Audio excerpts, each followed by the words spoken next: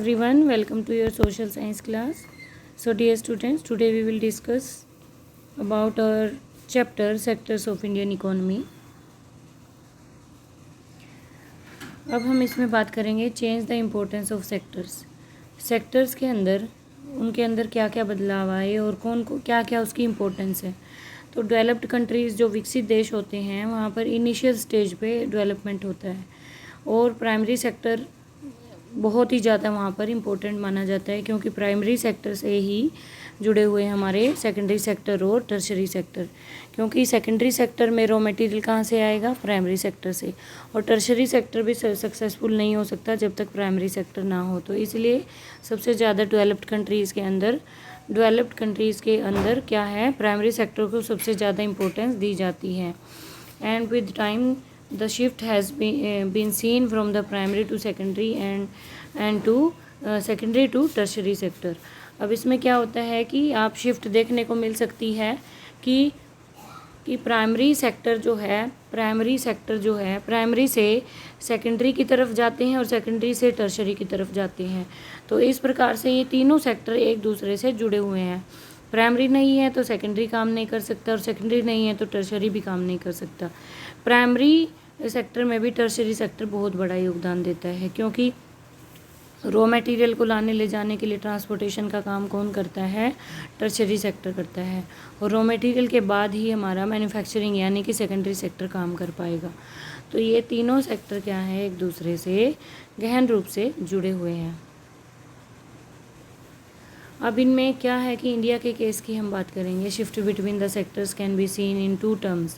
दो टर्म्स में ये काम करता है। सबसे पहले जीडीपी, ग्रॉस डोमेस्टिक प्रोडक्शन देखा जाता है, यानी कि टोटल प्रोडक्शन।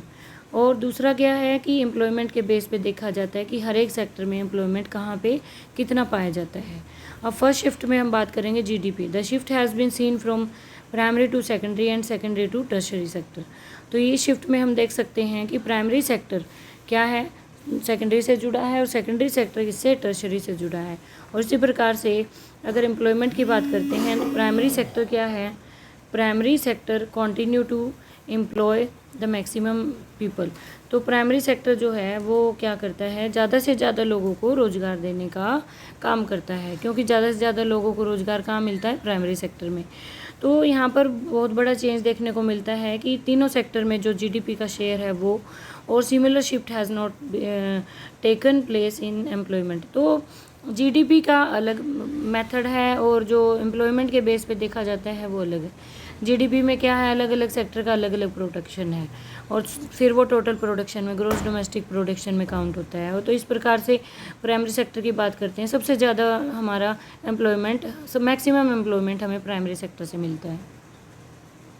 अब हम रेशो की बात करते हैं, GDP by primary, secondary and tertiary sector. आप देख सकते हो इसमें agriculture sector has been decreased, and जो एग्रीकल्चर सेक्टर है वो कम है और that of tertiary sector has increase tremendously. Tremendously का मतलब है कि बहुत तेज़ी से बढ़ रहा है, बहुत तेज़ी से विकास हो रहा है।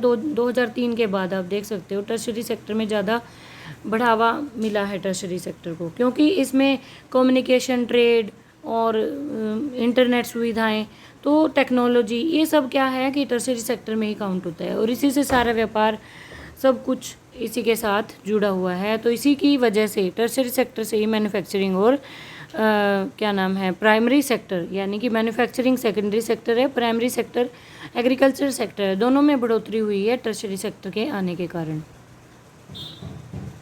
अब तुम देख सकते हो कि कौन सा सेक्टर क्या है सबसे ज़्यादा ग्रो करता है किस साल के अंदर। आप देख सकते हैं टर्शरी सेक्टर ने किस साल में ग्रोथ की है सबसे ज़्यादा, सेकेंडरी ने कब की है, प्राइमरी ने कब की है। तो प्राइमरी सेक्टर में देखो कि प्रोड्यूस 1/4 ऑफ द जीडीपी।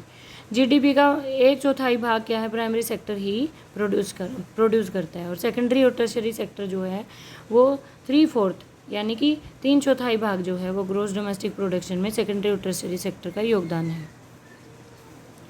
अब शेयर देखिए एम्प्लॉयमेंट के अंदर, टर्शरी सेक्टर के अंदर 22%, ठीक है, सेकेंडरी सेक्टर में कम है, प्राइमरी सेक्टर में सबसे ज़्यादा है 60%।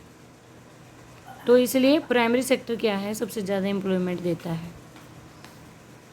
अब हम देख सकते हैं कि हमें प्राइमरी सेक्टर क्या है, अभी तक भी कंटिन्यू चल रहा है, लोगों को रोज़गार मिल रहा है, क्यों? और जीडीपी में भी इसका बहुत ज़्यादा शेयर है। और मतलब कि लोग क्या हैं कि एम्प्लॉयमेंट के केस के हिसाब से देखते हैं तो ये सबसे ज़्यादा आगे क्यों है, तो इसमें सबसे ज़्यादा वर्कर्स को काम क्यों मिलता है, किस प्रकार से मिलता है, जीडीपी में इसका योगदान क्यों है, आप देख सकते हैं। रीजंस, इनफ जॉब्स, सबसे ज़्यादा जॉब और सबसे ज़्यादा आउटपुट कहाँ से मिलता है? टर्शरी सेक्टर से। टर्शरी तीनों ही सेक्टर से मिलता है, लेकिन जो है मेनली हमारा प्राइमरी सेक्टर में सबसे ज़्यादा एम्प्लॉयमेंट पाया जाता है। और अंडर एम्प्लॉयमेंट और डिसगाइज अनएम्प्लॉयमेंट भी हम देख सकते हैं। प्राइमरी सेक्टर के अंदर एम्प्लॉयमेंट जो है एग्रीकल्चर में पाए जाते हैं, एग्रीकल्चर सेक्टर में पाई जाती है। और फ्यू पीपल्स हैं जो उनको प्रोडक्शन कम होने की वजह से वो इसमें से निकल जाते हैं। और कुछ लोग क्या होते हैं कि दिखाई देते हैं कि काम कर रहे हैं बट उनको काम नहीं मिलता, ठीक है, पोटेंशियल के अकॉर्डिंग। सो वो क्या है कि वो पूरी तरह से फुली एम्प्लॉयड नहीं है। तो इसके बाद अंडर एम्प्लॉयमेंट क्या है, डिसगाइज एम्प्लॉयमेंट, ये सारा किस में मिलता है? प्राइमरी सेक्टर में। तो GDP is less even though it employees more number of people. GDP पे भी इफेक्ट पड़ता है ग्रॉस डोमेस्टिक प्रोडक्शन पे, अगर वहाँ पर एम्प्लॉयमेंट कम है तो, लोगों को कम अगर रोज़गार दिया जाता है तो। So dear student, thank you, have a nice day. We will continue this chapter in our next video.